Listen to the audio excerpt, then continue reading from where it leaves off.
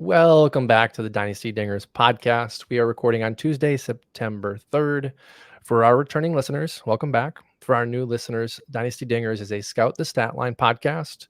If you are a member, we thank you. If you are not a member, make sure to pop on over to scoutthestatline.com, where you can find the prospect model, weekly and monthly articles covering prospects, major leaguers, trades, drafts, and much, much more. We have a very special guest today and returning guest. I want to welcome back the co-creator of Scout the Statline, Ross Jensen. Ross, what's going on? Hey, Matt. Thanks for having me back.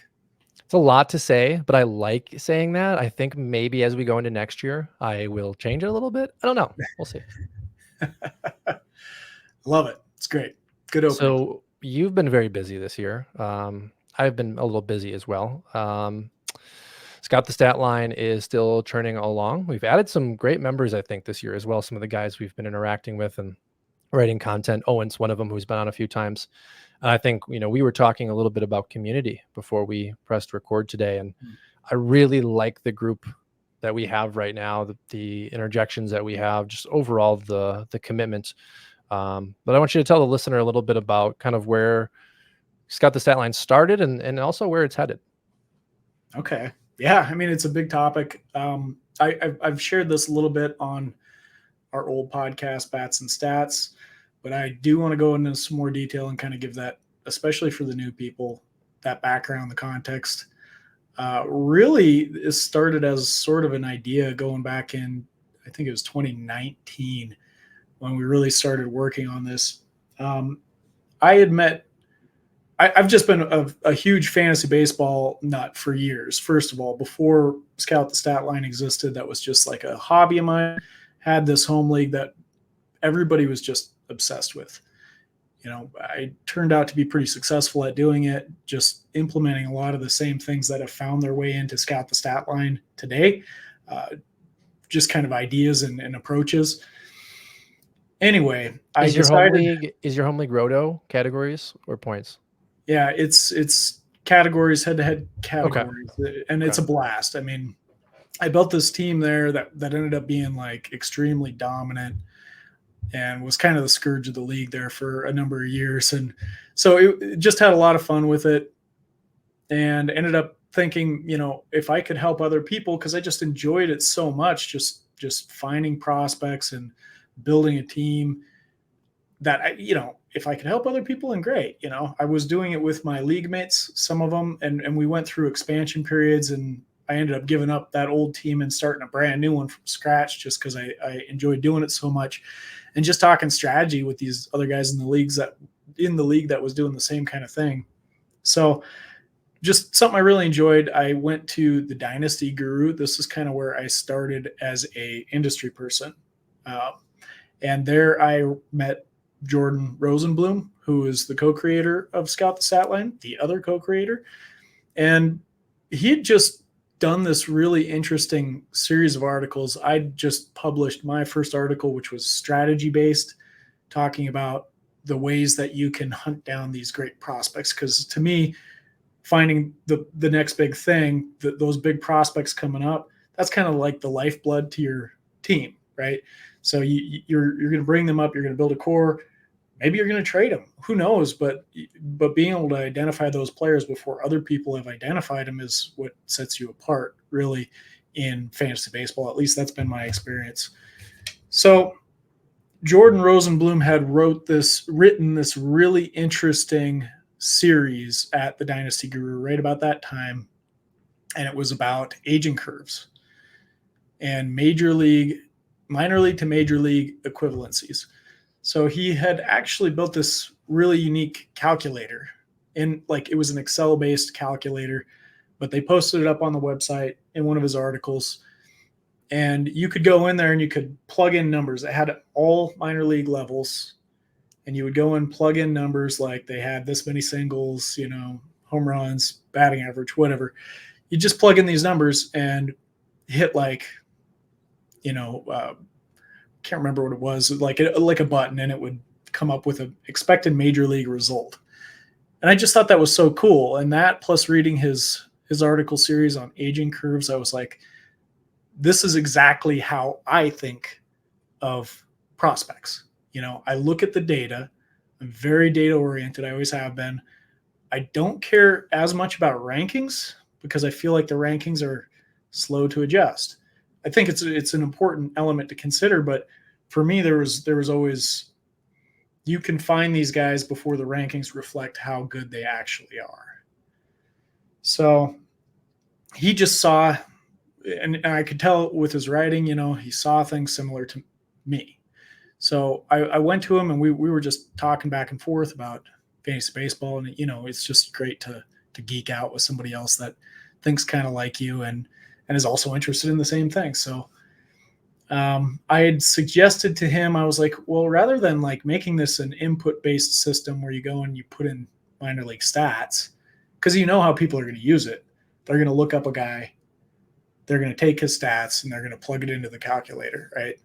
Why don't you just plug in everybody's stats and make it searchable by person? So that was like kind of the beginning of Scout the Statline, really.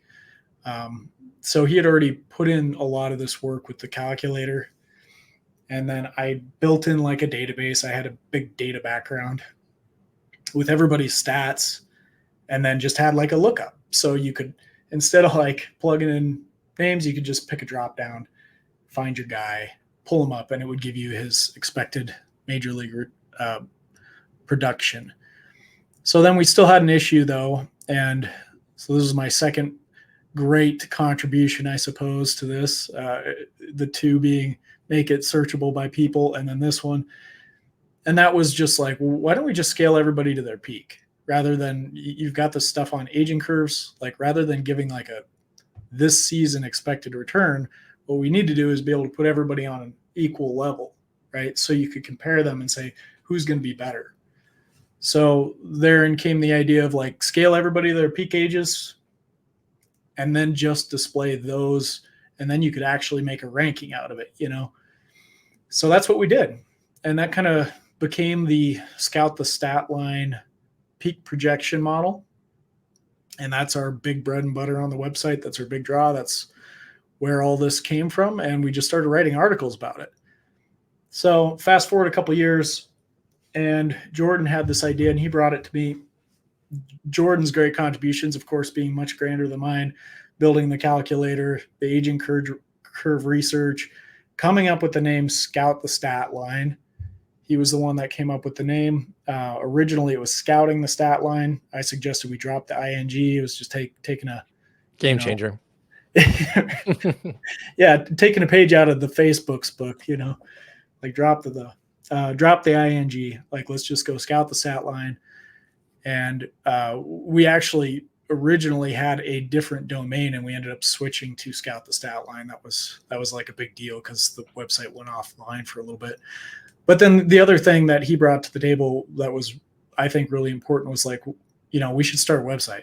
It's just kind of like a poke in the shoulder, or like, a little nudge, like, hey, let's start a website. So we did, and we just really needed a place to put the model, because at that time it was a very rudimentary style of doing it. It's like we would write about the results and then we'd share a table of them, within the article. And that was just, we knew we could share better information if we just had the results live all the time and people could see the updates. And so, of course, the natural progression there is like, let's have our own place to put the results and then just update them. Mm-hmm. So that's where it came from. And daily updates is our bread and butter. You can see how the ranks change over time. Like, that's how it's all evolved. So that's kind of the basic story. And then we started wrapping other people around, other writers. And originally it was mostly just me, just kind of writing whatever. I mean, that's how it started anyway. And we brought in Ryan, who was at times insanely prolific. Like I've never met anyone like him, like up at 3:00 in the morning, like doing these articles, putting them together, and really good entertaining stuff. So he was a huge help. And, as of this year, he was helping editing as well and posting articles. So he was a huge help. And then this year, I think we've really stepped up that element of the website, bringing in Doc, bringing in Louis analysis. Like, we just have so many good, talented people that have come to the site. And I know Owen. We brought in Owen. Yeah, so excellent stuff, and I think you guys have produced a lot of really good work and helped carry us this year, to be honest. It's funny. I thank you for that. I think it's what I've seen, and we kind of talked about this before we jumped on too, is it's almost a selling point for returning to the office, as I would call it. Because yeah, Doc and I obviously do this, so we'll talk. Owen and I talk. Louis and I talk. We're building these relationships, right? Yeah. And I don't think I experienced as much of that last year. It may just be because I've been with you now for 2 years. But why I say returning to the office, it's because it's like when you have people that enjoy the same hobby and can talk about it, as you said, Yeah. and not always seeing eye to eye, but like when you do align on certain beliefs or certain theories, you can really have that spark. And that's where that creative juice comes from. And that's where great content comes from too. And I think I've seen that over the course of the season, even though all of us have been so busy, right? I think each one of us has something that you could point to that's like, dang, you were busy. And it's continued to keep things going. Owen has his unique down the farm. Louis has his completely unique perspective that comes from a European based athletic view. And the Doc has the personality and his years of playing, and we all have our unique aspect. And I think that's been a big piece. And I hope to see that kind of continue, I wanted to ask though, what are you envisioning for the future? Oh, well, I mean, we have big plans. The biggest challenges that exist always is time and resources, right? Those are always the biggest issues that we've faced, and at times have been hurdles, so to speak. So I think we'll see. I think most of this stuff is going to be kind of when it's ready. Mm-hmm. But one big one that we want to do is expansion into football. And we've been talking about this for a little while. It looks like we're probably not going to be ready for this season, unfortunately. I was really hopeful for that, but that's a big one. We do want to move into that realm. Expansion on the baseball side, of course. That's my main focus, and I hope by this time next year I can be a little more focused in on returning back to writing and bringing back some of the elements I think that I was a little weaker on this season. But and then just continuing, to find great people to work with. One thing that I find, and I'm glad that you brought up different perspectives and all that.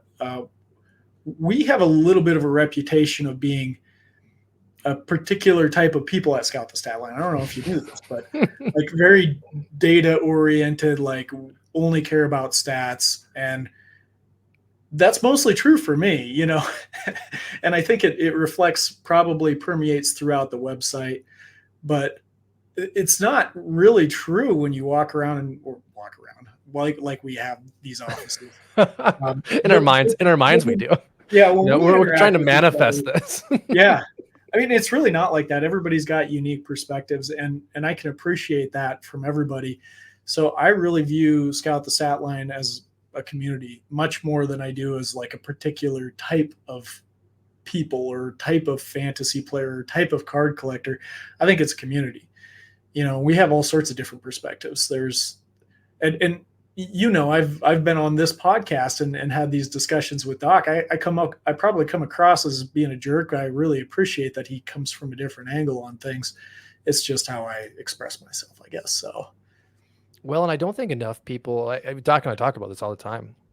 I don't think enough people actually just share their opinion anymore. I think that's a wider conversation because it doesn't just hone true for fantasy baseball. That hones true for so many things these days. But I think people are genuinely afraid to be insulting, or people are afraid to hurt their reputation within the industry. And we all do this because we love it. And we all do it because, like you said, we love being right when you can find Junior Caminero before he even gets traded to Tampa Bay, right? But we also should be willing to share, like, hey, I was wrong, or hey, I'm angry that I was tricked into being wrong by group think, or because the data clearly told me that this was going to be a can't miss prospect and he completely missed, and I'm frustrated. I think it's really important to just to share that opinion, and because that's where conversation comes from. I feel like more conversation can come from shared true opinions than 1,500 of us on Twitter constantly saying the same thing. Well, I mean, you bring up a great point. I don't want to get ahead of it because I think this is probably a topic you wanted to cover, but like Spencer Jones is an example of that on the flip side for me. And Yep. I mean this in both ways, that I was a little caught up in the hype myself, and I started moving him up aggressively, and you get feedback from people too. You know, he comes in and has a great spring. He did this 2 years in a row, by the way. Great spring training, and everybody's talking about him. Tall, like athletic, fast, hits with power. And I got swept up a little bit in that this year, and I ranked him, aggressively as a result of that. Not quite as aggressively as other places that I've seen him, but then he just started, like, he started out hot again and then just started struggling. And he did the same song and dance last year, and I was like, you know what, I'm not being fooled again. I'm done. Like, and I have a tendency of doing this, and I don't mean any disrespect to Spencer Jones personally by any means. This is just how I think, where it's like I'm kind of writing him off at this point, And so I kind of did that, and I got a lot of pushback from people on that too. And I just kind of focus in on my standard. Well, what are you seeing that suggests otherwise? Because to me, I'm a data oriented person. I'll be very upfront about that. And it's not in the data that, he deserves that kind of aggressive ranking anymore. So that's like a flip side of it. As in, I ranked him too much, too highly. I fell for the hype, but I adjust. And I think that that's one of the strengths of Scout the Statline in general, is it tells you when you need to make those adjustments. It helps you with that. Does it mean it's going to be like spot on every time? No, of course you apply human judgment to it, but it has helped me realize when, okay, maybe this guy isn't as good as I thought, or as everybody has told me he is, and that gives you an advantage when you're playing a game like fantasy baseball or as a card collector, because it means you can respond quicker than the market. And if you can do that, you're still getting good value. So anyway, that's my I think you're spot on with both A's fantasy and then the card collecting. I bought Eric Batanti, who I was really big on an FYPD. I loved the draft pick by Milwaukee last year. I knew about the swing and miss. It was always in the profile. But when I went on a couple weeks ago, I was kind of hitting myself, and I was like, you should have bought this guy as soon as he hit the market. Now, if you look at him on the model, which I haven't done, I'm sure the model speaks volumes about him right now with kind of the sample size we have and the good production he has given. We will see when he hits the upper minors. But I still was able to get him for, I think it was it was out of a 250 auto for 75. And it's like, okay, well, if you go onto the model right now, there are going to be other Eric Batantis, Pratt might be one of them. For sure. Yep. And it's like, okay, let's look at Eric Batanti May of next year. I bet it's a very different market if he continues to have success. And there's a profitability right there, right? There's a reason, if you're even not playing fantasy baseball, to be a member of Scout the Statline. But then you look at fantasy baseball, and I didn't get a chance to look every other day or every even week this year, which sucks because I've been busy. But last year when I was a little more active, you're able to get those waiver wires every week. You're able to be really comfortable about those pickups. This year, it was like, oh, of course they've been rostered for 2 months because I've been busy and I've been lazy. But, I think that's also a credit to the model. Anybody within a reasonable ranking is rostered in moderately deep, I'd say 16 team leagues. And that just goes right into what it's talking about. It's not opinion based, right? It's the model. And I think that's a beautiful part. A big thing I wanted to just say to you before we kind of move into the next segment here is just how awesome the magazine was. You talked about the model and a little bit about how you were sending out the original articles for Scout the Statline, and you were basically taking those screenshots. the magazine this year was absolutely incredible. And I've been a fan of magazines since I was a kid, and Baseball America came out. When I read the digital magazine for Scout the Statline this year, that was my first thought, was this is, if not Baseball America, this is better because you have the model built into it. And that was so cool. It was almost like having the Baseball America Almanac inside their magazine. So I really hope that's something that we can continue year after year, because that's a selling point of value that I absolutely loved. And I just wanted to get your opinion quickly on the magazine. Oh, I loved it. I mean, it was a great experience. I think it turned out so well. And, you know, this is a credit to the whole team because everybody pulled together, but there was a lot of work that went into that as well. I wish we would have had the resources to make this like a print publication that we could ship to people. I don't know how we would have pulled that off, honestly, because that means that more people have to be available to be able to send them out. And like, you know, it gets expensive to print those things off at mass quantities, or it's cheaper to do it that way. But then you don't know how many you're going to actually move. Can you sell them? Yeah, can you sell them? And you know, it didn't end up being a financial success for us. I am so glad that we did it, and I think it could have been okay, but there was some blunders on my own side that ended up kind of stunting its value from a financial perspective. But I think it was really cool, just a great experience. And now we know what it's like. We know what it will take, and it's not, as far as I understand in this industry, it's not abnormal for these physical sort of productions, which our magazine was a digital publication. So it doesn't quite fit this mold, but they tend to not sell as well. Like, people want to go to the site. They want to go to their specific news sources and get their information from them. So then it makes sense too, because while that item maybe would have been great for, you know, a preseason warm up, we might have came in a little bit late for it to be as valuable as it could have been for that, which is on me. But at this, like, we've sold our value proposition as information asymmetry, and, you know, you're going to get these updates every day. You have access to the freshest information. So when you're selling kind of a stale object and saying, like, here's something that can be helpful to you, then you have to kind of change your approach, which we might have done. We included some strategy in there. You know, I think we had some great articles. In fact, part of me wants to just distribute it freely, because I think people would see how much more valuable it was.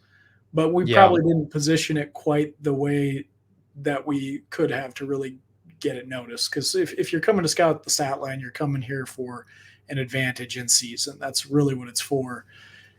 I mean, it came out in March, right before the season started. Yeah, and we were probably a little too early or too late to really get that beginning of the season crowd, because by then people probably had already done their drafts. Well, and I was going to say, drafts were even starting this year. I was in a number of them in October. You know, that postseason finishes, everyone's eager, and it's like, timing is everything. Because I'm not saying October is the right time, but there's definitely a window where the spotlight might have been bigger, because it was incredible. I mean, I'm not just saying that because we work on this together. Like, I have, since I was a child, loved Baseball America. And when I read through that digital article, I was like, whoa, this is everything you want. Yeah. It's everything you want when you're drafting, like you just said. You know, it's like, maybe like this year where I missed like going on the website and seeing some models, and I can quickly go to that while I'm drafting and pull some names off. It's a value piece. But I think that kind of rolls into a conversation we kind of cut short when we were jumping on and just having small talk today, which is kind of what the industry content creators expect from themselves, what you've expected from yourself this year and last year and through the years of doing this, and then what the actual consumer expects. And I want to just start by having the conversation with, are you personally subscribed to or following anyone else in the industry? Yes. Okay. So I'll start with Baseball America. Okay. they're incredible. Like I don't know, they're kind of like the standard in this business, I think. Whether you're just a fan of baseball or you're interested in fantasy, whatever, they are sort of the standard. So that's been my longest standing subscription. I've dabbled with a couple other of them, but I'm just like every other consumer where it's hard these days because everything's a subscription and you get tied down. And that includes us at Scout the Statline. I'm being honest about, how it works. And,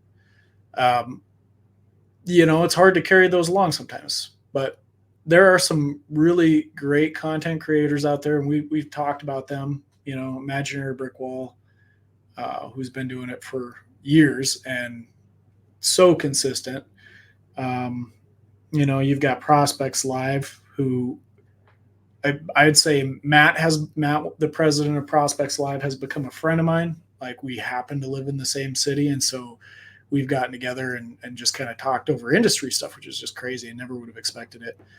And in fact, we talked about doing it this year. I think next year we're going to start a league where we can get together with our people, because there is such a social component to playing fantasy baseball that you tend to lose as you get older, and your league proliferates, and people move away. You're no longer in your hometown, whatever it might be. Anyway, back to the topic at hand. So we've got Prospects Live. You've got like Chris Clegg out there who's doing great work too. He's very committed. I mean, they're all over, right? Like, but it's hard to keep them all going at the same time. Yeah. So I can see it. We get kind of spread a little thin, And one of the things that I really wanted to push before I go back to answering the other questions you had on this, and I've talked about this lately. I even brought it up on X, and talked with Matt about this. Is I feel like the industry needs. We have a lot of really good independent content creators, but we need consolidation somehow.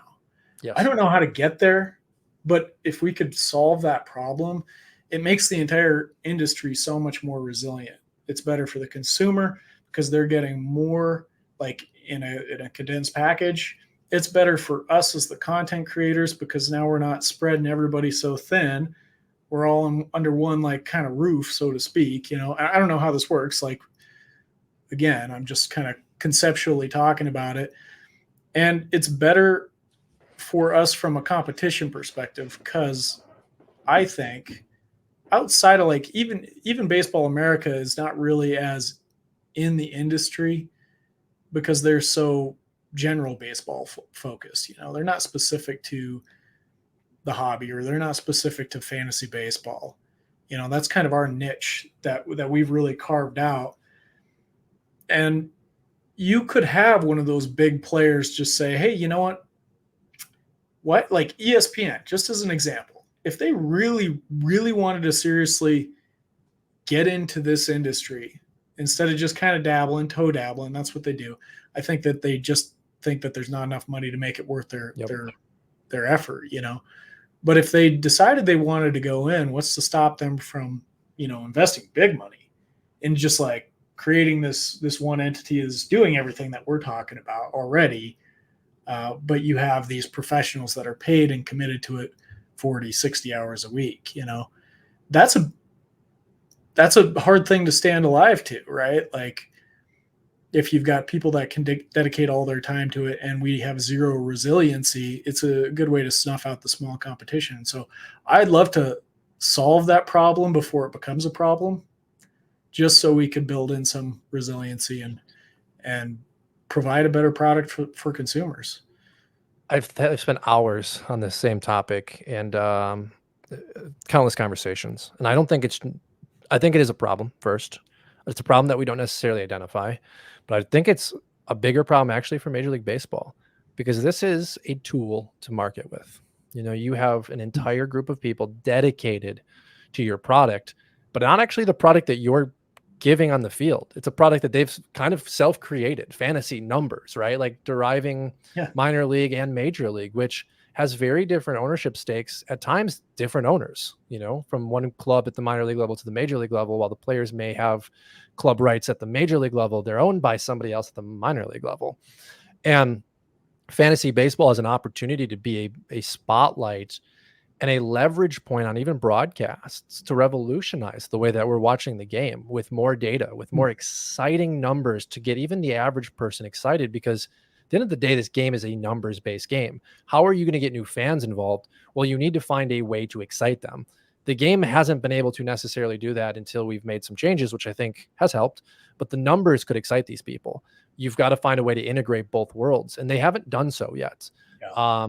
I think the other problem you mentioned was just how the industry is split. You have Baseball America, you have The Athletic, you have Prospects Live, you have Dynasty Guru. Like, there's so many competitors without the budget, right? Without the ESPN style budget.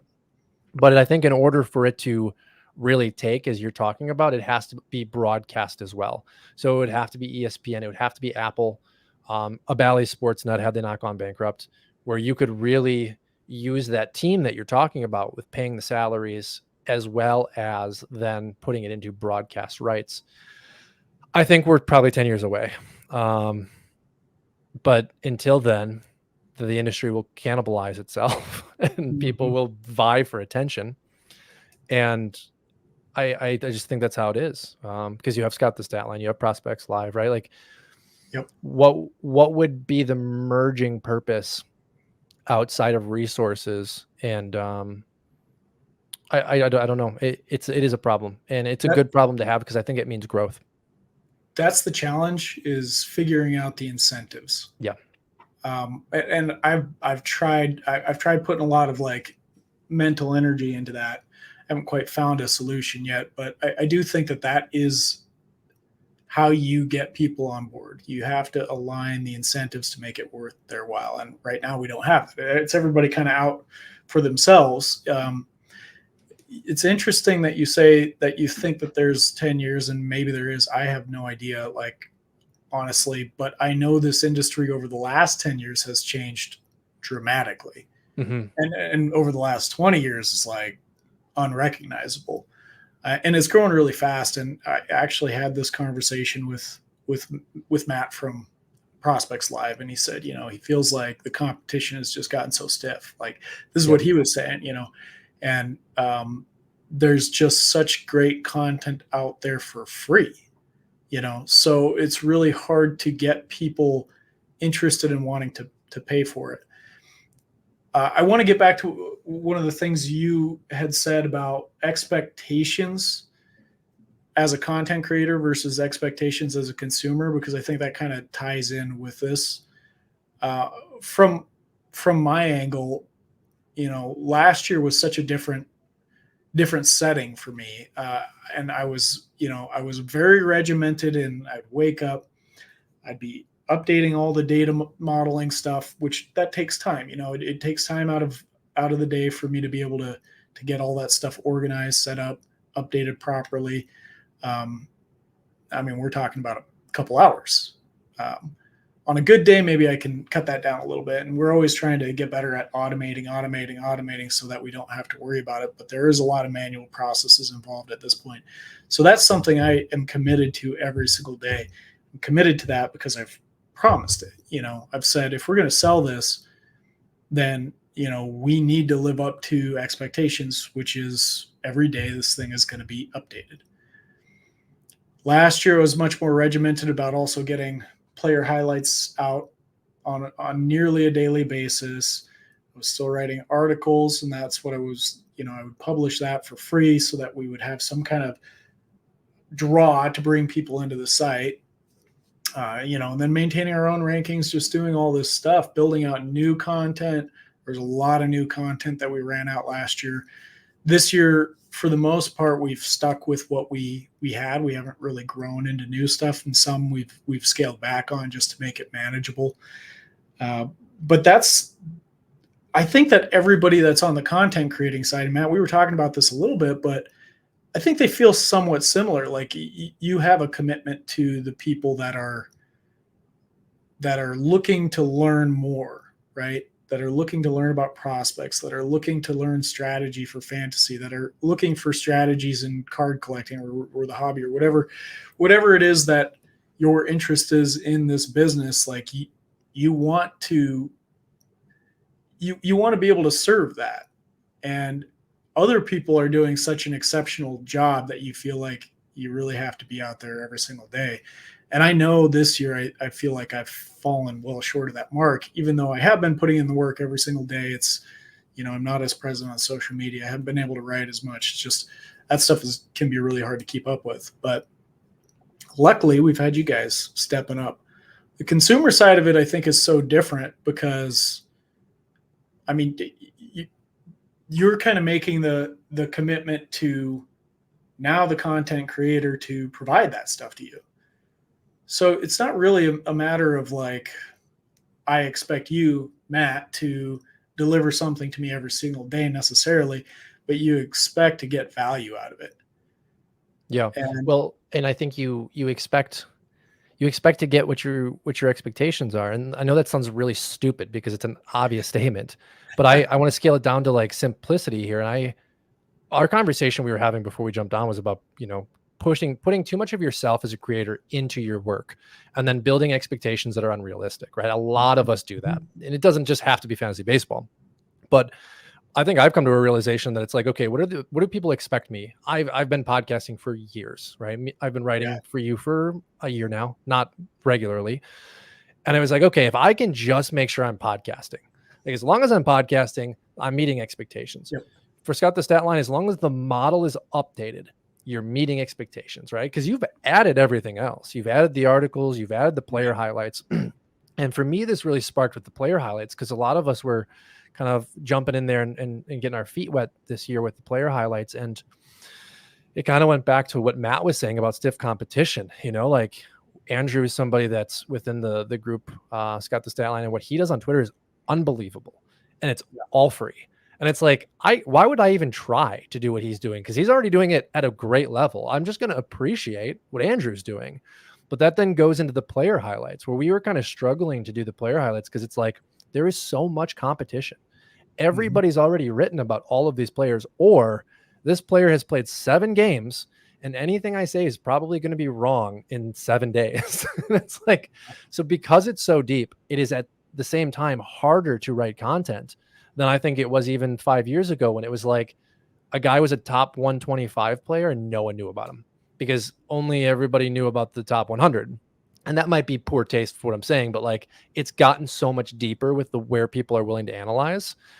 And I think that goes into the expectations that you were talking about and you were feeling where you're like, well, heck, I got to write about the kid that's 17 and doing well at the DSL because if I don't, I can't take myself seriously. But it's like, no, you have the model. You're the model, right? And I think it's a fight for each one of us to do within ourselves.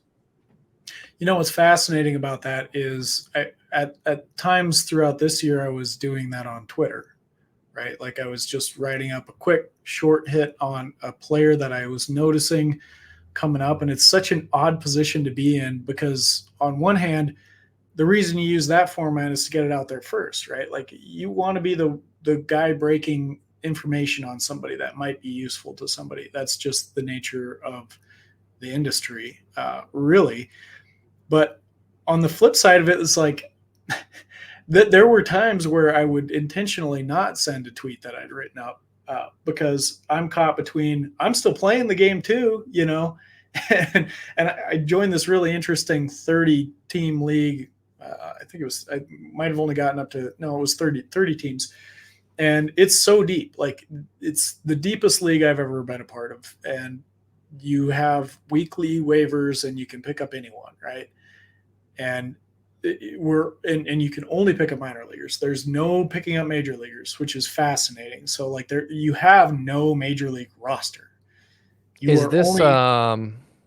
This is Chris Knox. Knox? Okay, so I just took over the Seattle team in this league. Okay. It is Ross, it is horrible. I'm not going to compete for 10 years. And I went out and looked for some of my guys that are really, really fringe. Every single one of them rostered. And I'm like, I'm screwed. I missed the window. So you didn't miss the window. It's been a grind all year. I promise you, because the draft was only minor leaguers. Like we never owned a major leaguer in this. Like you can promote people Yeah. from the minor leagues to the majors, and then they stay there forever. And then I guess that roster just keeps growing. Growing. Yeah.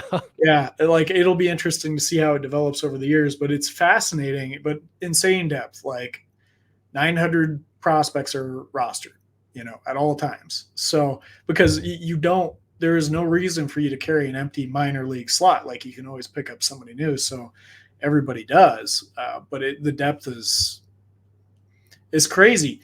So I found a totally new use for Scout the Stat Line during that, because for me it was always about finding the pop up next big names. That's really what I honed in on it for, is like, no, this guy is going to be, he's like, Scout the Stat Line is indicating this guy is like a top 10 guy. He's a top 5 guy. He's nowhere near that in traditional rankings yet. He's going to be there.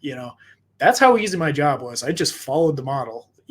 This was one of our questions for later, but I want to just have you interject it. What would be a couple names? I know of one off the top of my head, but I want you to say them, that you would reference in that exact scenario where you were like, superstar, I've identified him, the model's identified him. Who are those guys? Well, the first one that just pops up to my mind right now is Baseball America's #1 prospect and MLB Pipeline's #1 prospect, Junior Caminero. And, I've gotten us in hot water before touting the success of Scout the Stat Line and doing this, because other people have said, well, I was talking about him when he was in the DSL or something. It's like, okay, well, I'm not trying to like take anything away from you on that.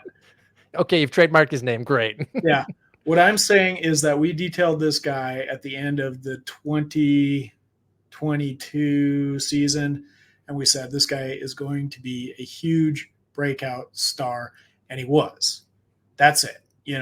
He became the player that the model was saying he was going to be, just like that.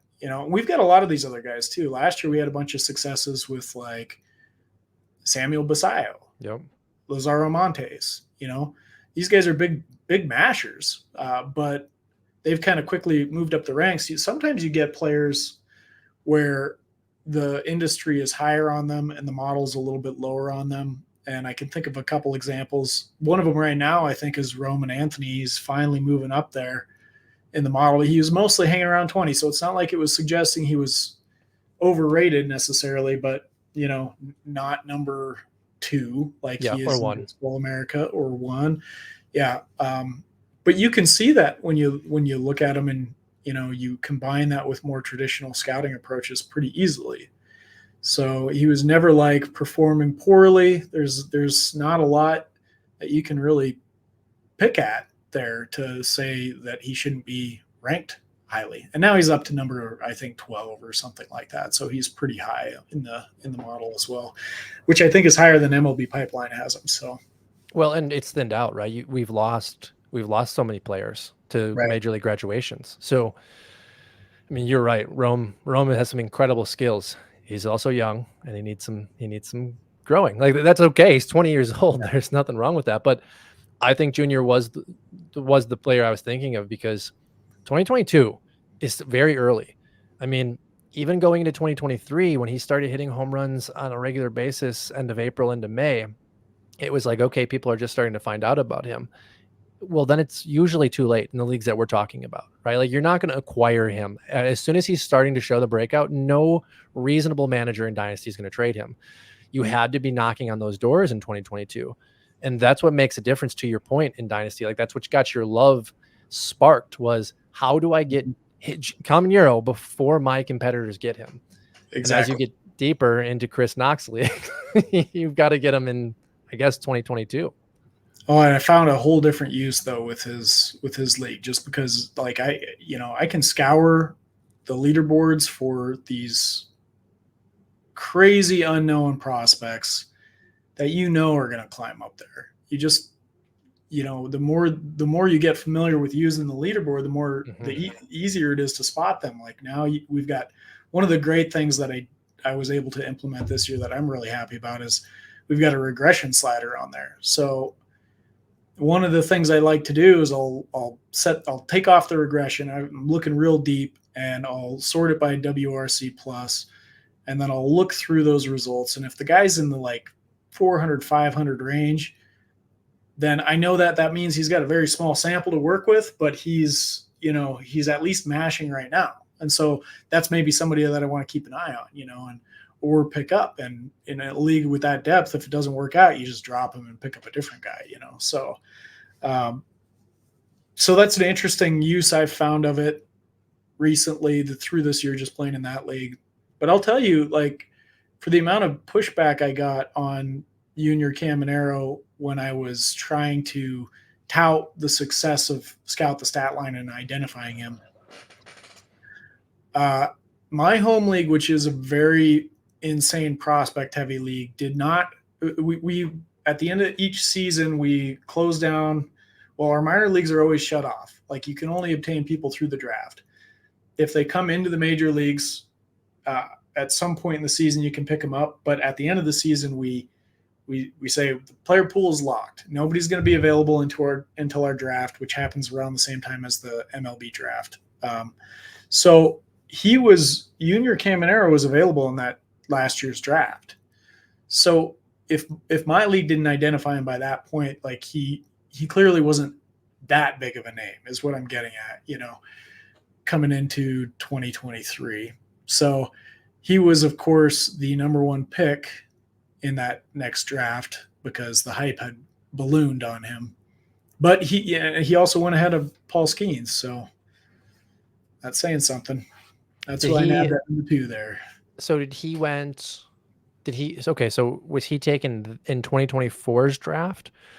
2023's. 2023's. Okay. And so he was allowed. So Skeens was in that draft because he was going to be an FYPD player in July. Is that right? Yeah. And that home league is open universe. So he could have been drafted if he had been identified as an impact player the year before. Yeah. So you can draft anybody then. You can draft anybody as long as they're not owned. Yep. They're available.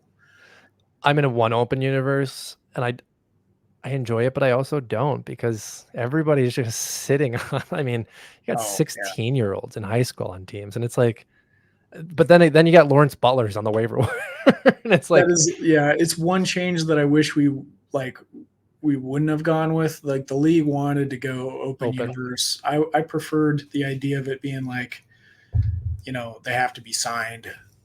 As my approach, but that was a league decision. So sometimes I think.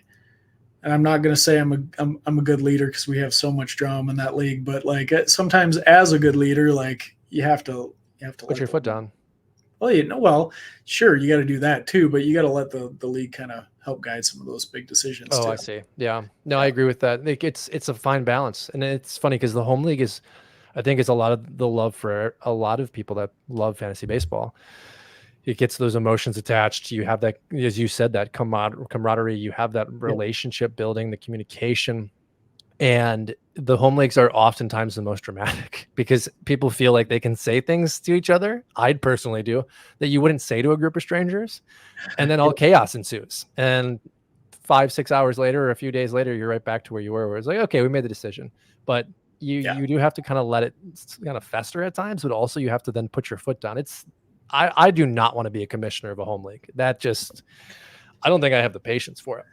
I mean, it's what built my entire passion for the industry that I'm in now. But I totally agree with you. Sometimes I wish that I could step back from it and just enjoy the game, because sometimes it's like the things that I deal with, and there's personal relationships involved, so it just makes it challenging. Have you heard of Rich Wilson, his podcast 361 and his website? Yeah. Okay. So I wanted to reference Rich Wilson when we were talking about consumer expectations and creator expectations, because Rich has been doing this for a number of years. Awesome. I mean, him and Tim McLeod kind of have their podcast. He does his own work as well. Rich Wilson, that is, has the website, has the prospect rankings and write-ups. And the reason I want to bring it up, because he is the only one I'm paying for. And I'm paying for it because I'm in a number of his dynasty leagues, and it's a requirement that you pay for his Patreon, which is about $5 a month, whatever, no big deal. I'll pay for Baseball America and those, no problem. But from the content creator, he's the only one that I'm actually supporting because of the reason. And I thought about it recently, and I was like, what are my actual expectations of Rich? Well, I found him by listening to his podcast, by simply searching on Apple Podcasts and going through a number of different publications that were releasing. I liked him. I continued to listen to him. He has gotten so wild with the amount of work he puts on himself. That's Mhm. unbelievable for the consumer. Daily write-ups. I mean, the guy has written up, I think, 600 different players this year, putting together his own top 100, but then his own like top 30 organizationally. Yeah. Anyways, my point is, I don't have any of those expectations. He could stop doing all of that because I simply really enjoy listening to his podcast. And he doesn't use a model. He's not using Scout the Statline. He's using very old school scouting methods as well as scouting the stat line, right? He's looking at different numbers. He's not using a model. And it just made me think about how much effort everyone puts into the industry when, again, what is the consumer's expectation, right? Hmm. And in getting back to the core of what we're all good at. And I think that's something in life too, just fundamentally, that we should all focus on as human beings. It's like, what am I good at? What am I trying to be good at? And what am I actually good at? And what is the actual expectation, maybe by my family and by my consumers? Because it can get very stressful. We're all going to have years like you've had and I've had this year.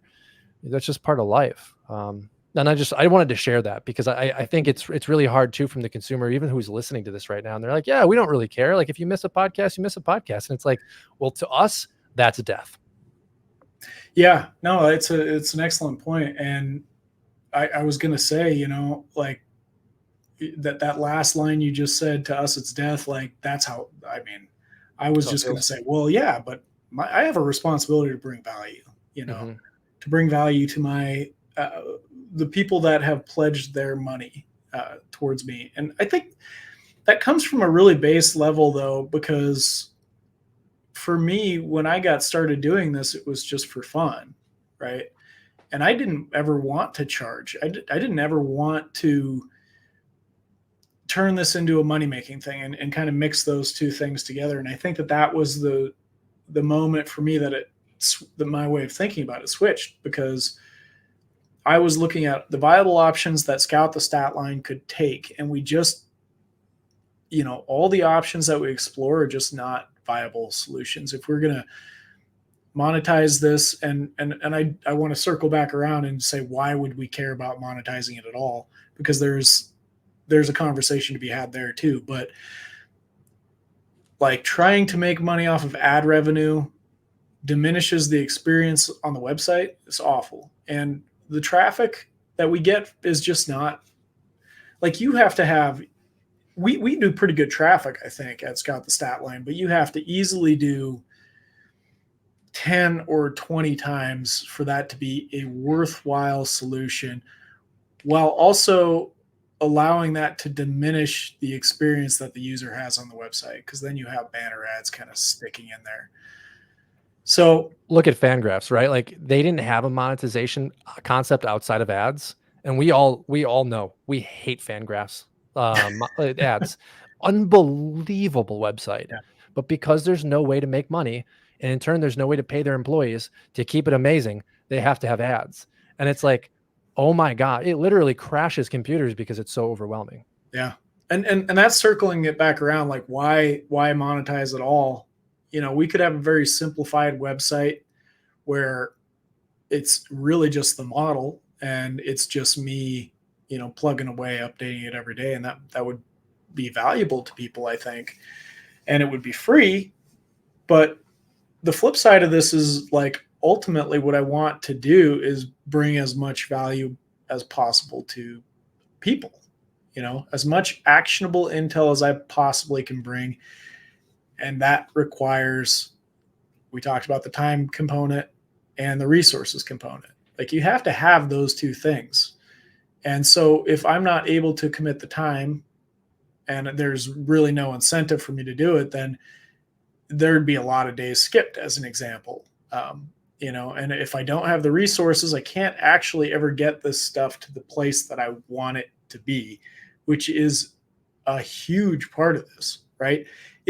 If we had this, if it was 100% automated at this point, like, that would be great. We'd be using the extra time that we've got available to try to crack other problems, right? And there's so much, like I could list out a lot of problems, I'm sure that people listening to this are not going to care about the problems that we've got, but we could focus on those, and in turn that would just make it a better, more valuable user experience, and that's ultimately what the goal is. So that's the reason why we do this. But we were talking about this, we have writers that scout the stat line. It is imperative to me that we are able to reward you guys, right? You guys do great work. You help drive awareness to the Scout the Statline brand.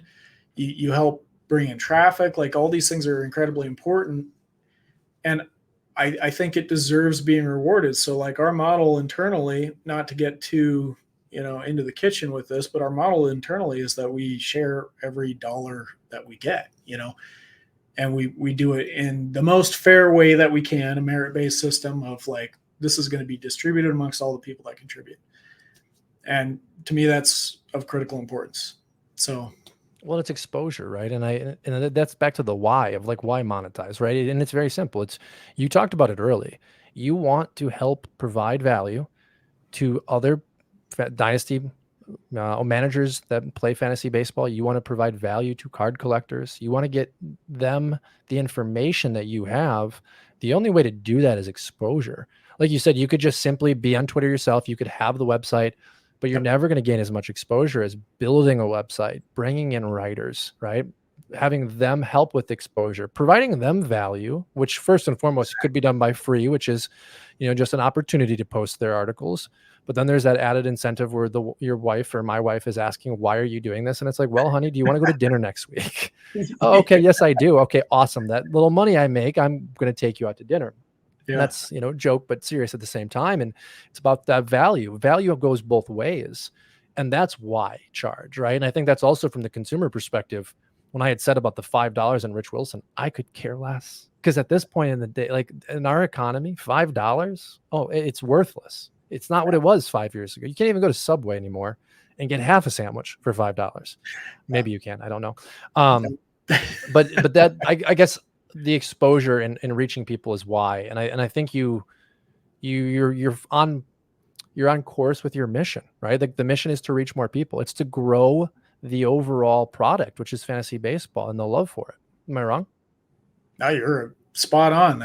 Much more eloquently stated than I could possibly do. No, not at all. That's, I have a dictionary right next to me. But no, and I think that's what it is love, right? It's sharing with each other and finding ways to, as you said, kind of grow the product.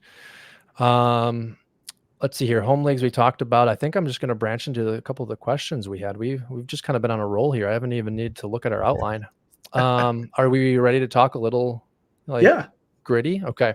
So the first one I have is, which prospects impressed you the most in 2024? That's a loaded question. So take it how you want to, I guess. Yeah.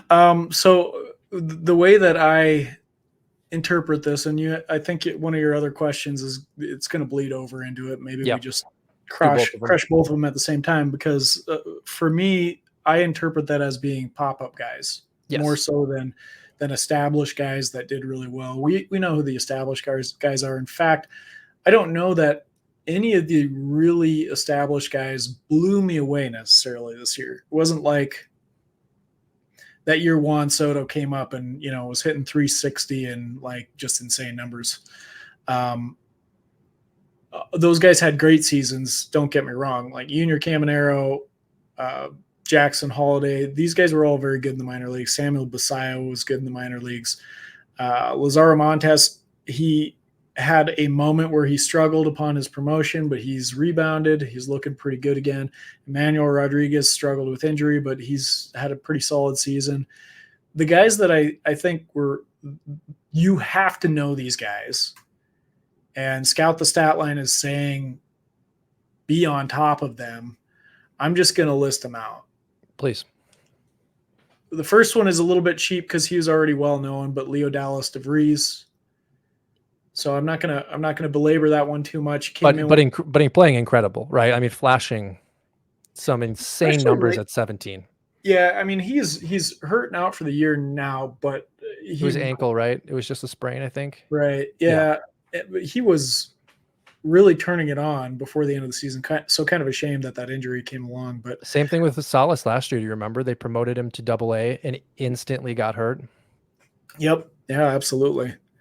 Um, Kevin McGonigal is a guy that I really like. I talked about him earlier this year with James Anderson on the RotoWire podcast, which was fun. But he's just kind of a hit machine. Two guys that have, I think, really shot up late in the year are Franklin Arias. He struggled a little bit more since then. Robert Calais.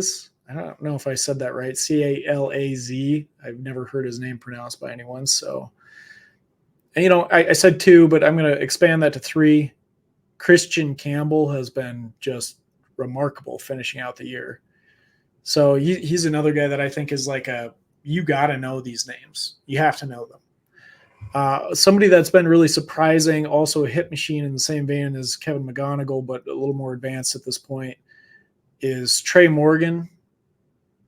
Maybe not a lot of power there, but I mean he's been a hit machine, pure and simple.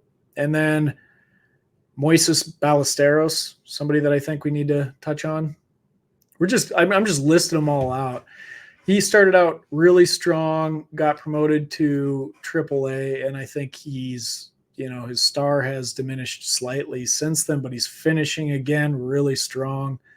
I think he was just named Player of the Week at his level. He's at AAA now. Is that correct? Yes. So he's on the verge, 20 years old. I mean, pretty incredible. We're talking a lot about like Roman Anthony, who's also 20 and promoted to AAA, but he's just gotten there. Moises Ballesteros been there most of the year, it seems now. Well, it's interesting with Ballesteros and Anthony. I think that's a great comparison because if I'm correct, we'd have to look. I think Ballesteros had at least one more professional season than Anthony. I think Ballesteros was an international signing, and that's an interesting piece where like it's so hard to evaluate right now with the data we have. It's like, okay, well, Ballesteros is at 20 at AAA. Roman Anthony's at 20 at AAA, but like just promoted out of high school. He's an outlier in my opinion. Ballesteros, that is, because he's risen so fast. Yeah, I mean that's really like there's a dichotomy between those two. You've got Ballesteros kind of got the reputation of being a little bit more tuned in, but physically, like people question his body type and how that's going to translate in the major leagues. Again, as somebody that's very data heavy, I don't really care so much about that myself. I have limited concerns about it, but Roman Anthony's on the other side of the spectrum came in with a reputation for having raw skills. So they've really been developing over time. And you could see that early last year, he was struggling and then just caught fire, eventually upon promotion, actually, he really started clicking with him. And it seems like he's kind of finishing out strong again this year, but also known as like very athletic, physically gifted type. So quite different types of players for sure. But I between the two, I think Roman Anthony's the better prospect, but I don't want to take anything away from Ballesteros too. I think he's very good. Yeah, I just looked it up. So Ballesteros, 2021 was his debut in the DSL, Cubs Red. Played in 2022, obviously at 18.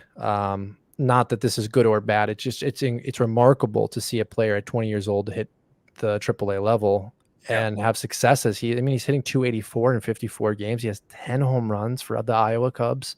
Rome's playing well, but I have another question for you, but I don't want to cut you off if you had any more names for us. Keep going. Well, I could go all day about this. So let's keep talking about this topic. So this is a concept that I'm going to do a data run on, and I intend to write an article for you for Scout the Statline on it, but I have to do a lot of research. It's a question based though, and that's kind of what is going to build on this article. And it's what exactly matters in regards to numbers at the end of the season. And I want to hone in very specifically on two players. Wyatt Langford's 2023 debut and then finish all the way through A, Mm. double A, triple A. And this year, Cam Smith at low A. We saw Dylan Cruz last year at low A absolutely destroy the level. We saw Cam Smith hit 6 consecutive home runs this year, if I'm correct. Maybe it was 5. And then we saw Wyatt Langford run through the minor leagues like we haven't seen in a while. And it brought up a question for me because of Wyatt's struggles. Are we catching these players making a debut out of the draft at a level where each level is seeing an influx of players from the level below them because the level below them is finishing games? So DSL ended early last year. Players went to low A. Some of them did. Then Wyatt Langford, Dylan Cruz make their debut. So is it that they're playing pitchers that they shouldn't be playing in the first place, and then they go up to high A, and then you just have the low A pitchers that were promoted, and then double A really has just the high A pitchers at double A, and then so on and so forth. I need to look at numbers, as I said, but do you think there's any validity to that concept? I mean, I think it's a probably yes, and then there's probably other factors too, Yes. right? I mean, it like you could be catching a player that's just like locked in, you know, and we just have no way of knowing that for sure when you're dealing with such a small sample. Like an example of this, and I don't want to speak disparagingly of Wyatt Langford because I know we have kind of differing opinions on that necessarily, but there's a chance that you caught him at like just when he was locked in, you know. Yeah. And he just flew through the minor leagues, and you know, now reality is kind of set in. Guess what? It's still hard to hit baseballs. I think it's probably more likely that I believe in the Peter principle in general, right? Everybody reaches their level of incompetence. And and usually for almost like that could be any level for any guy coming up. You've got like examples like Jose Salas, just bringing somebody up that has kind of met his match, right? Unexpectedly, he was getting some prospect hype pedigree, and like he's just not been able to make that transition into the higher levels. Wyatt Langford, and for very many more, it's usually like the major league level. But I don't think that that's the end of their journey necessarily. I don't think it is with Wyatt Langford either. I think we've seen his talent level on display in the minor leagues, throughout the minor leagues, and I think eventually it will catch up at the major league level. It's just going to take a little bit more time with him. You have other guys like a Jackson Chorio who has proven capability of adapting well at young ages. So he did that during his breakout season 2 years ago. Last year really was kind of on an incline in the second half too. And we're seeing the same thing at the major league level. So I think for some players, it's a little more innate and they kind of figure that out. So I think it's a mixture of all sorts of different things. And I think as somebody that's very data focused, I'm never going to be able to identify exactly what those are for any given player at any given time. So usually I don't even worry myself about it. You know, I look at the numbers and I say, okay, does this look like somebody that's going to be successful in the major leagues later on? If yes, I'm going to give them some time and I'm going to stick with it for a while. And if eventually the data is suggesting to me that you stuck on too long, then I'll move on, you know. Well, that's the hardest part with all these names too. And I think you're absolutely right. Data driven wise, you look at Wyatt's numbers last year and you're like, of course he's the number 1 FYPD player. Of course he's a top 5 prospect. Like everything backed it up. And I didn't watch a single one of his games. I watched at bats, but I didn't see if they were throwing him 97 or if they were throwing him 91, because that's a huge piece too, right? Like how are you supposed to come to the major league level? And I think about him and Jackson Holiday and go from hitting guys at AAA that can't make it potentially at the major league level. Yeah. So they're at AAA, they're quad A players essentially, and then go up against Paul Skeens, go up against, Savali. He's faced him before. That's true. That's true. But to go up against the elite of the elite, right? When the average velocity jumps, when the average spin rates jump, like everything is so much harder because these are professionals. These are the best of the best. Yep. And I think a big thing too is Wyatt and Jackson didn't really fail in the minor leagues. We saw James Wood fail pretty bad last year in the second half with his strikeout rate. Yep. up to 39%, which was, I mean, it had me completely concerned, almost off the ship. You had Jackson Churio, who had a really hard time at AA with that ball last year for the first half. And when that ball changed, boom, he changes. And so he had failure and had to overcome that. And I think that's a piece too, that's like the old scouting way, that's not going to show on the numbers necessarily, but it also does, where it's like, oh, James Wood 2023 into 2024. Well, we can see how he just needed time at the level.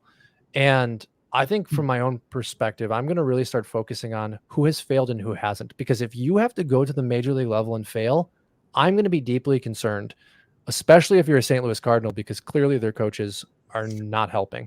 Okay, that was a personal jab. but seriously, like if the first time you fail is Jackson Holiday at the major league level, A, you're incredible, but B, we've got to hope that you can bounce back, right? There's two principles that I live by in addition to the Peter principle. One of them is that it's very simple.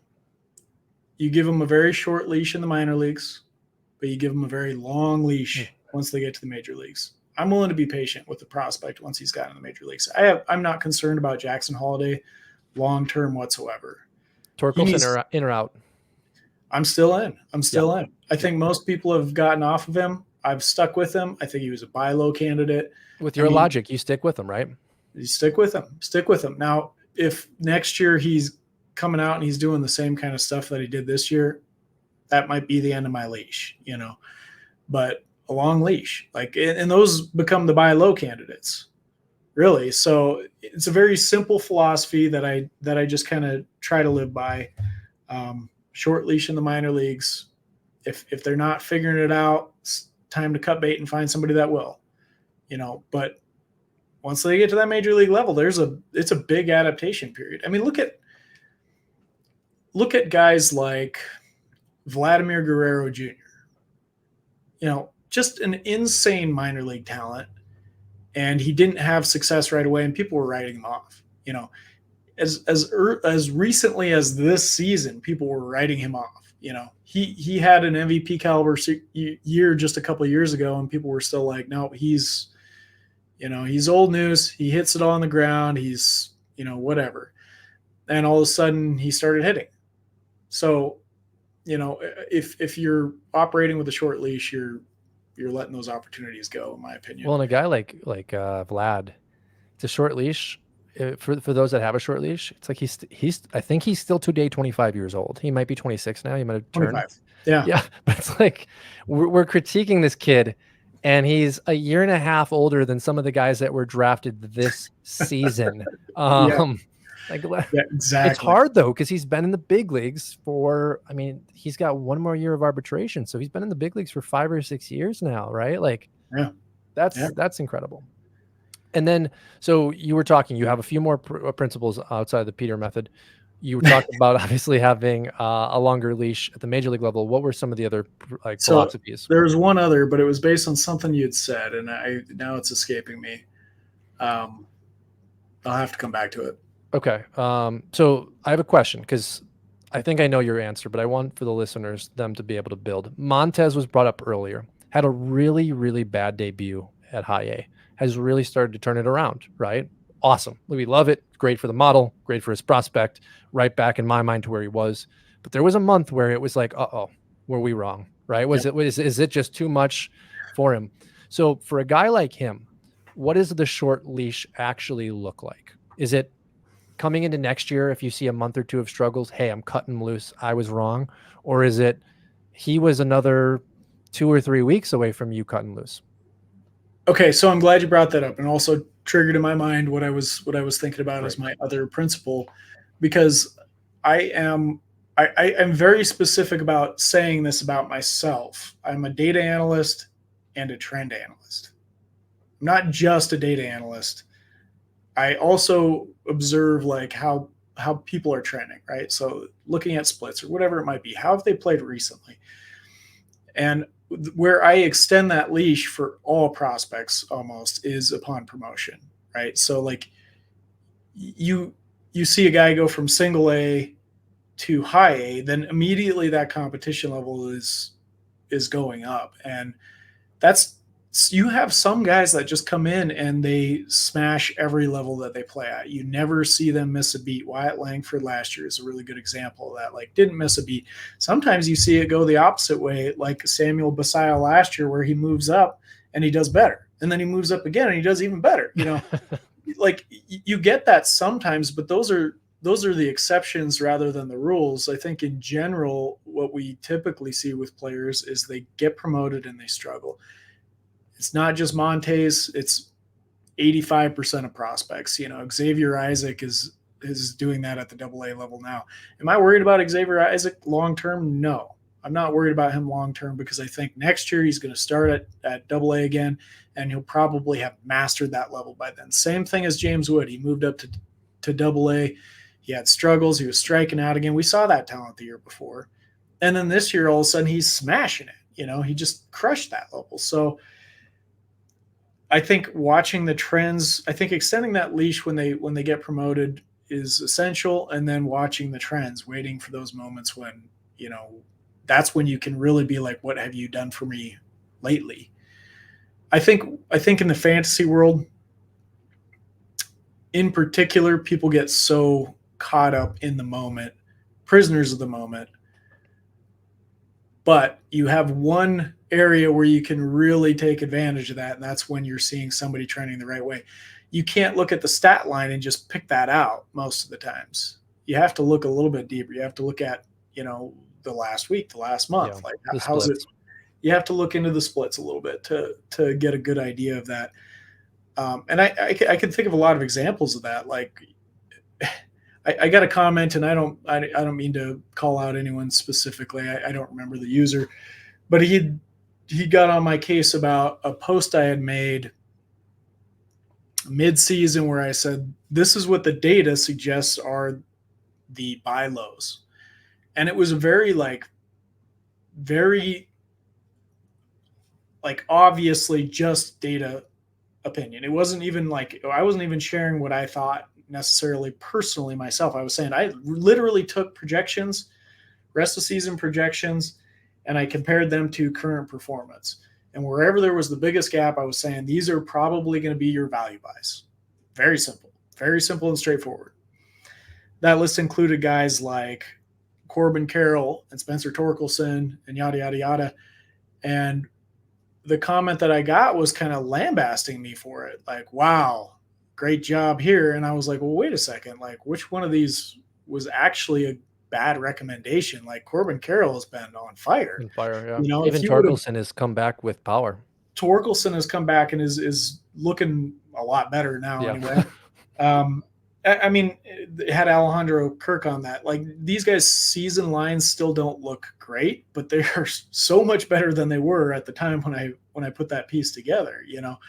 So I was like, which of these, like, you tell me which of these was a bad buy low. I think every single one of these guys is actually like the guys that can help you win your fantasy league right now, you know?